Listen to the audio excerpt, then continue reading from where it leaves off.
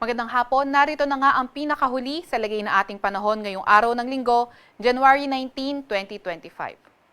Sa kasalukuyan niya ay ang northeast monsoon o amihan ang nakakaapekto sa northern at central Luzon. Itong ang northeast monsoon ay nagdadala ng maulap na papawirin at may mga ulan sa lugar ng Cagayan Valley, pati na rin sa may Aurora at Quezon. Samantalang easterlies o yung mainit na hangin galing karagatang Pasipiko nagdadala ng maulap na papawirin at makalat-kalat na pag-ulan, pagkidlat, pagkulog sa Surigao del Norte, Surigao del Sur at Dinagat Islands. Kaya yung ating mga kababayan, lalo na yung mga inuulan noong mga nakaraang araw pa ay pinag-iingat natin sa mga banta ng pagbaha o hindi kaya pagguho ng lupa.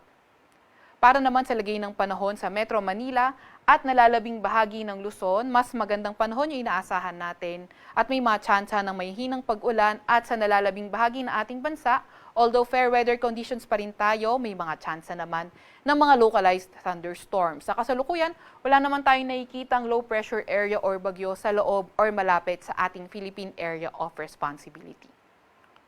Para naman sa lagay ng ating panahon bukas, although yung amihan nakita natin na magdadala ng maulap na papawirin sa Cagayan Valley, Aurora at Quezon, mga tsansa lamang naman na mga may hinang pag-ulan yung inaasahan natin. Mas magandang panahon pa rin sa nalalabing bahagi ng Luzon kung saan sa may Palawan ay may mga tsansa ng mga localized thunderstorms, pero sa Metro Manila at nalalabing bahagi ng Luzon may mga tsansa naman ng may hinang pag-ulan. Agwat ng temperatura bukas sa Metro Manila ay 23 to 31 degrees Celsius. 14 to 23 degrees Celsius sa may Baguio at 21 to 28 degrees Celsius sa may Tagaytay.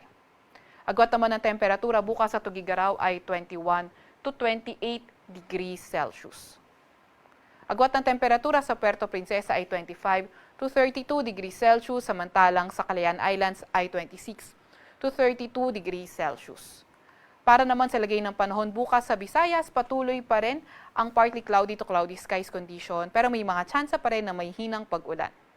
Sa Mindanao naman bukas asahan pa nga rin natin na posible pa rin maging maulan, kalat-kalat ito at may mga kasamang kidlat-kulog sa Surigao del Norte, Surigao del Sur at Dinagat Islands. Pero sa nalalabing bahagi ng Mindanao, mga tsansa naman ng mga localized thunderstorms yung kailangan nating bantayan. Yung mga kasamahan natin sa Regional Services Division patuloy na maglalabas ng mga thunderstorm advisory, rainfall advisory o hindi kaya heavy rainfall warning kung kinakailangan.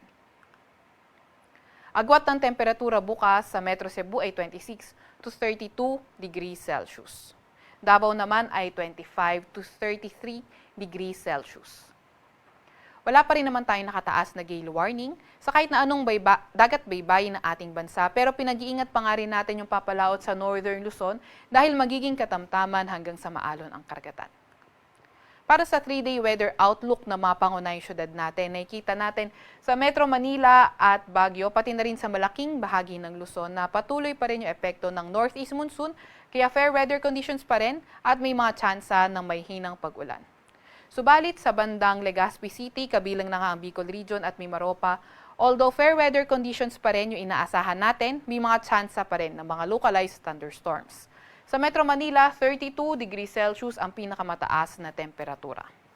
14 to 24 degrees Celsius agwat ang temperatura sa may Baguio at 24 to 31 degrees Celsius naman sa may Legazpi City. Para naman sa mga pangunahing syudad ng Visayas, Metro Cebu, Iloilo City, malaking bahagi ng Visayas, patuloy pa rin ang fair weather conditions with chances of localized thunderstorms. Subalit sa Tacloban City on Tuesday, hanggang Tuesday, fair weather conditions tayo dyan at may mga tsansa ng mga localized thunderstorms pero pagdating ng Wednesday to Thursday, may mga kalat-kalat na mga pag-ulan, pagkidlat na nga tayong inaasahan. Kaya patuloy pa rin tayong mag-antabay sa mga ilalabas na update ng Pag-asa.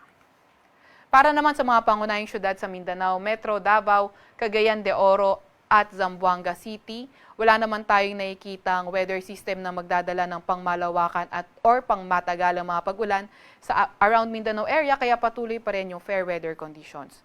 Pero hindi naman ruled out na mas mataas yung mga chance ng mga thunderstorms lalo na sa may silangang parte ng Mindanao area. Kaya patuloy pa nga rin tayong maki-update lalo na sa ilalabas ng mga advisory ng ating mga Regional Services Division. Sa Metro Davao, 24 to 33 degrees Celsius ang agwat ng temperatura. 23 to 32 degrees Celsius sa may Cagayan de Oro City at 24 to 33 degrees Celsius naman sa may Zamboanga City. Sa Kalakhang, Maynila, ang araw ay lulubog ng 5:49 ng hapon at sisikat nga bukas ng 6:25 ng umaga.